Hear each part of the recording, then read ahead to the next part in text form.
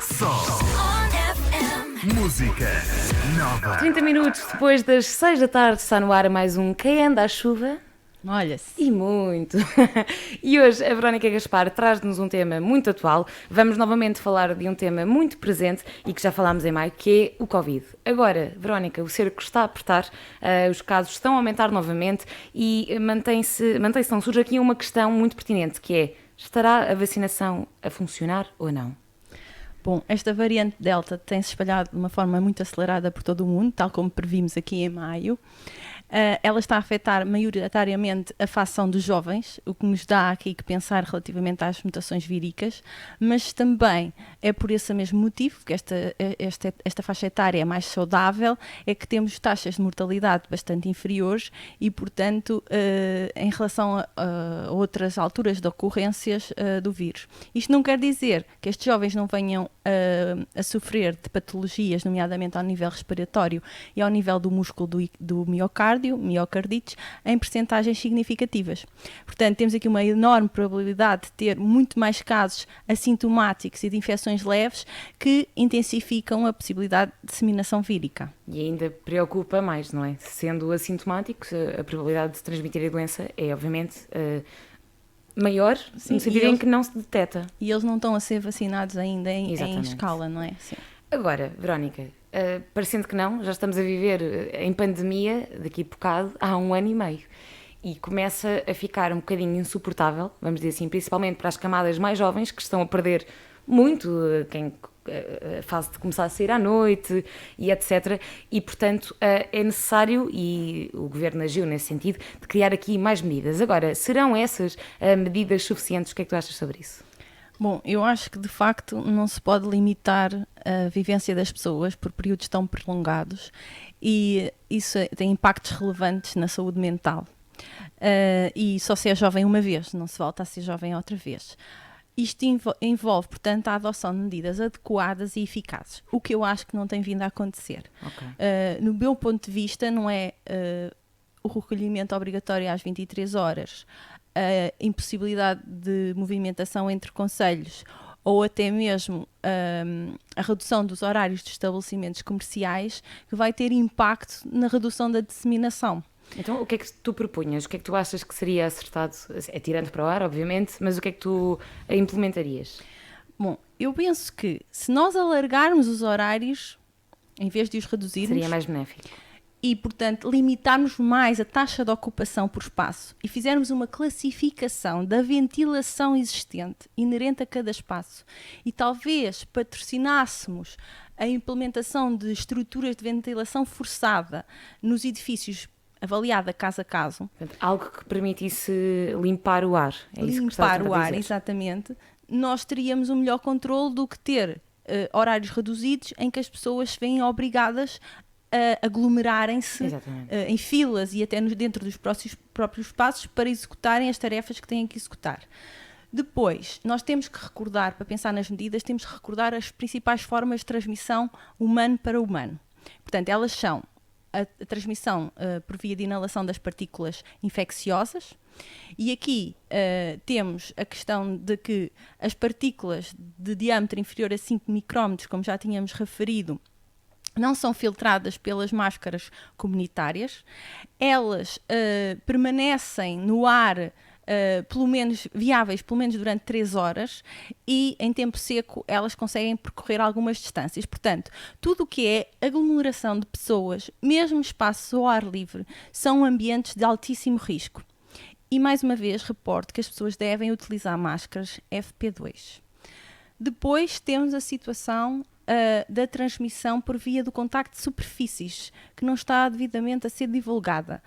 Os estudos indicam, por exemplo, nas superfícies de plástico e aço inoxidável, o vírus consegue permanecer viável 72 horas.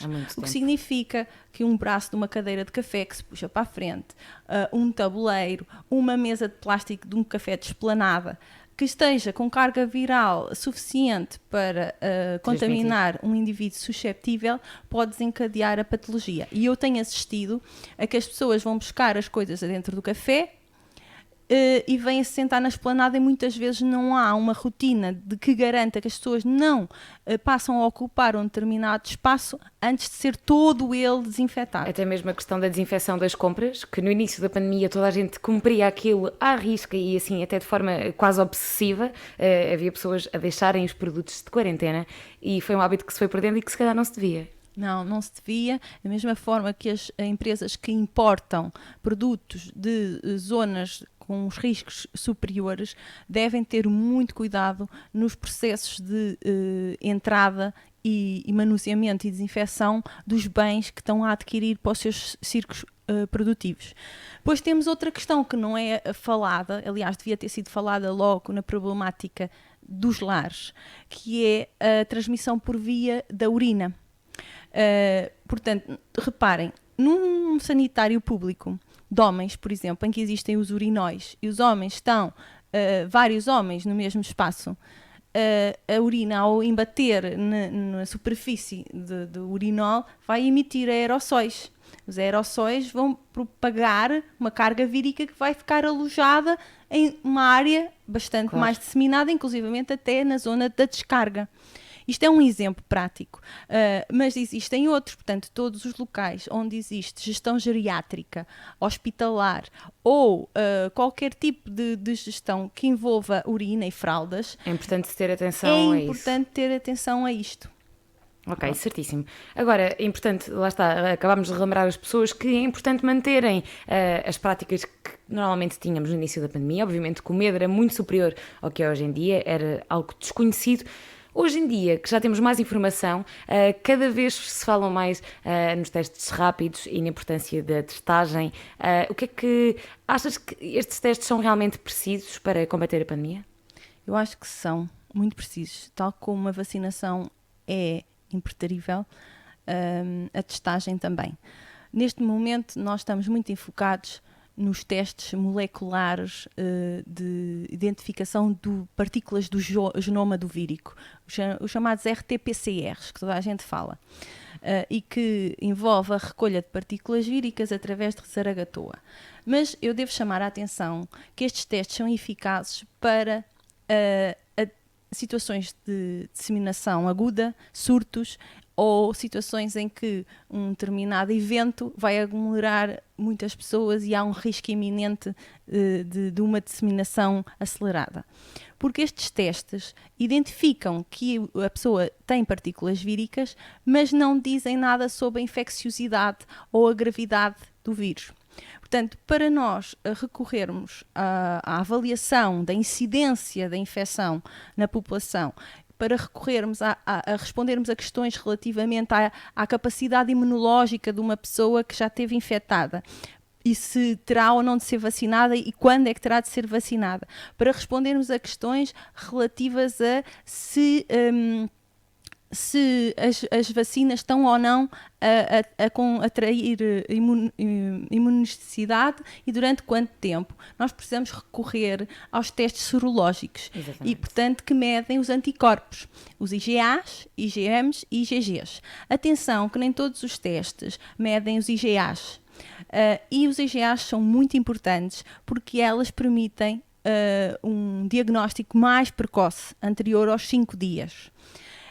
Estes testes não são todos iguais e este é um outro problema que temos, porque os testes sorológicos são muito importantes na rastreabilidade e controle da propagação da doença. Mas eles não são todos iguais, eles variam na sua sensibilidade, ou seja, na capacidade de detectar que aquelas partículas, aqueles anticorpos se referem a uma reação àquele vírus, porque existem outros coronavírus, e a especificidade, ou seja, a capacidade do teste a dizer se existem verdadeiros falsos ou não. Ok.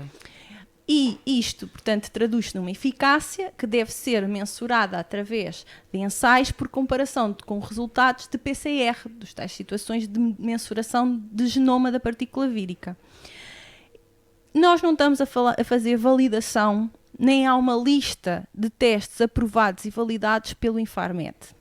E, portanto, os testes entram no mercado e são adquiridos por via do critério do preço, não existe conhecimentos técnicos sobre aspectos importantes da eficácia do teste e, portanto, nós estamos a consumir recursos financeiros em testes que não nos vão dar proteção nenhuma. Portanto, para mim, os testes só são viáveis depois de comprovada mais de 95% de especificidade e sensibilidade do teste por comparação a testes de PCR em resultados reais, uma vez que existem informações dos laboratórios que são completamente dissonantes de verdadeiros resultados dos testes. Sim.